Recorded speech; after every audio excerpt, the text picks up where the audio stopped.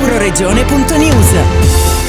Stagione invernale, siamo pronti. Tutto pronto per la stagione invernale del Friuli Venezia Giulia, che prenderà il via l'8 dicembre con chiusura prevista il 21 marzo 2023, con l'eccezione di Sella Nevea, che vedrà gli impianti aperti fino a Pasquetta il 10 aprile. In tutti e 6 i poli della regione è previsto l'innevamento programmato sul 100% del demanio sciabile e non ci saranno sorprese economiche al rialzo, perché il prezzo dello ski pass non aumenterà, rendendosi competitivo rispetto ai ritocchi di altri poli sciistici italiani. Il raffronto con i competitor indica un meno 30% sullo ski pass giornaliero e oltre meno 50% su quello stagionale. Il prezzo dello ski pass giornaliero è fissato a 39,50 euro e a 28 euro nella bassa stagione.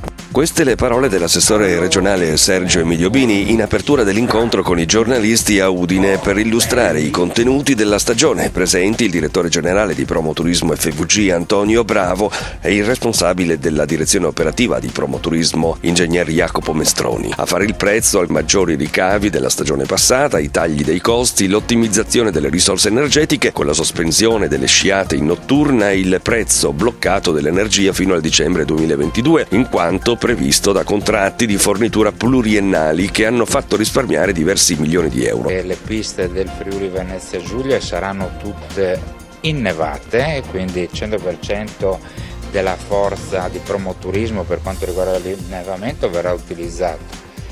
Ci sono dei poli che presentano degli importanti restyling di immagine, abbiamo iniziato questo percorso e poi insomma una novità che penso faccia piacere ai più, i prezzi degli ski pass giornalieri che verranno mantenuti invariati. Siamo l'unica regione dell'intero arco alpino che manterrà i prezzi invariati, quindi un plus per le politiche turistiche della nostra regione.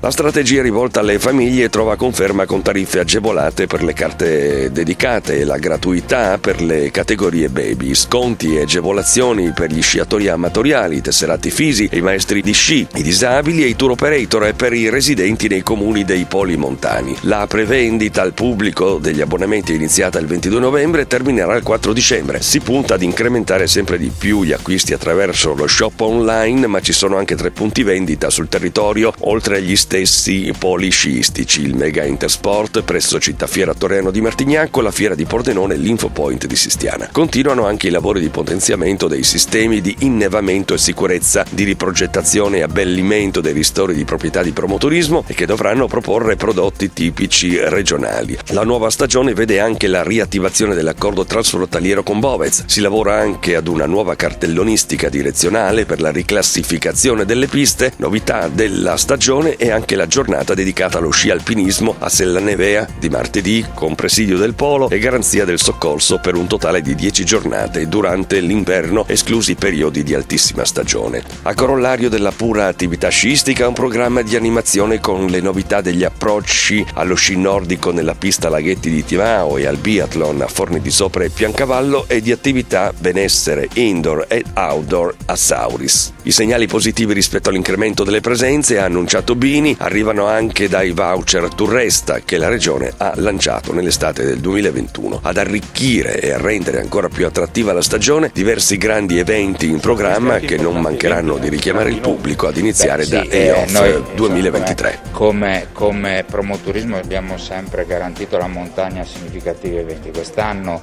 avremo EOF, sarà un importantissimo evento che ci proietterà oltre confine, vedrà tantissimi giovani, tantissime famiglie, insomma toccherà diversi poli del Friuli Venezia Giulia, ma non solo, insomma voglio anche ricordare nel 23 ci sarà la tappa a Tarviso e Russari per quanto riguarda il Giro d'Italia, ma poi tutta un'altra serie di eventi significativi, la presenza della squadra nazionale femminile di sci alpinismo che sceglie, questo grazie alla qualità anche delle piste, la nostra regione per potersi preparare per le competizioni internazionali.